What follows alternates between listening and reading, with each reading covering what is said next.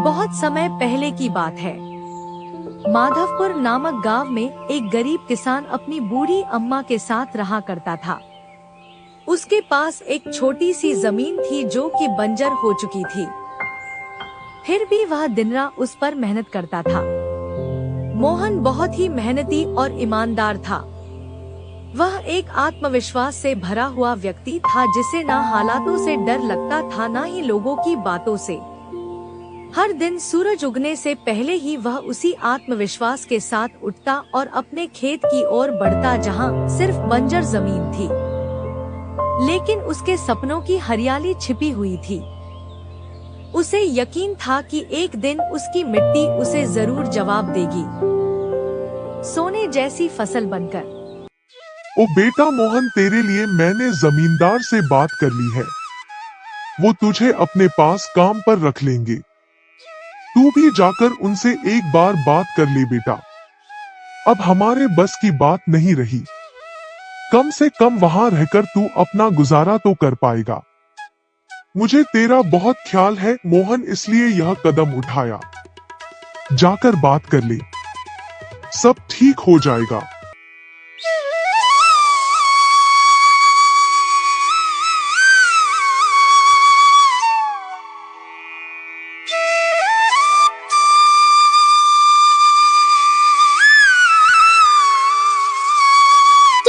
तुमने क्यों बात की वहाँ? मैं नहीं जाऊंगा। हमारा खुद का खेत है तो मैं दूसरों के पास क्यों काम करने जाऊं? मैं गरीब सही मगर खुददार हूँ। मैं अपनी मिट्टी में पला हूँ, उसी में पसीना बहाऊंगा। चाहे जितनी भी मुश्किल हो अम्मा, मैं अपनी ही जमीन पर मेहनत करूंगा। किसी और की नौकरी नहीं करूंगा। अरे मोहन, उस बंजर जमीन में क्या उगाएगा तू? वो जमीन अब बिल्कुल बेकार हो गई है बेटा। ना उसमें नमी बची है ना जान। तू अपनी जिंदगी यूं ही जाया कर देगा। उस जमीन को संवारते संवारते मैं जानती हूँ तेरा हौसला बड़ा है, पर बेटा हौसले से पेट नहीं भरता। तू मेरी बात मान ले। वो जमींदार कम से कम तुझे रोज की रोटी तो देगा। अपनी जिद छोड़ दे बेटा। तू थक जाएगा पर वो जमीन कुछ नहीं देगी तुझे। अरे अम्मा, तुम बेकार में ही इतनी परेशान हो रही हो। देखना, एक दिन मैं उसी जमीन से सोना निकालूंगा। यह जमीन ही हमारी सबसे बड़ी ताकत बनेगी। मोहन खेत में काम कर ही रहा था कि तभी वहाँ पर एक आदमी आकर बोला, अरे मोहन भैया, आपको भी मानना पड़ेगा। आप फिर से इस बंजर जमीन पर मेहनत कर रहे हैं। अरे मंगेश भैया, अब क्या करें?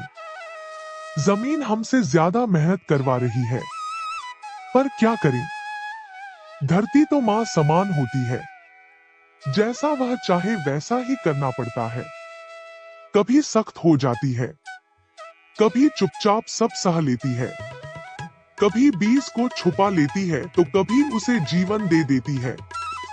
हम तो बस उसके बच्चे हैं जो उसके हर रंग को अपनाना जानते हैं। थक तो जाते हैं भैया, पर जब मिट्टी की खुशबू आती है ना तो सारी थकान उतर जाती है। उम्मीद है यह माँ हमें खाली हाथ नहीं लौटाएगी। बस थोड़ा और सब्र, थोड़ा और विश्वास। आप जैसा मूर्ख तो मैंने आज तक नहीं देखा भैया। क्या सोचते हो आप? दुनिया कहां से कहां पहुंच गई और आप अब भी उसी बंजर जमीन से उम्मीद लगाए बैठे हैं। मोहन के पास उस आदमी की बातों का कोई जवाब नहीं था। वह वहां से अपने घर चला जाता है। जब दोपहर को मोहन थक हार कर घर पहुंचता है तो देखता है कि माँ बुझे हुए चूल्हे के पास चुपचाप बैठी है। क्या हुआ अम्मा? तुम ऐसे क्यों बैठी हो? खाना क्यों नहीं बनाया? क्या बात है? बेटा, चूल्हा जलाने के लिए लकड़ियाँ नहीं है, इसीलिए चूल्हा कैसे जलेगा? बस इतनी सी बात है अम्मा। मैं अभी जाकर ले आता हूँ लकड़ियाँ। मोहन लकड़ियाँ लाने जंगल चला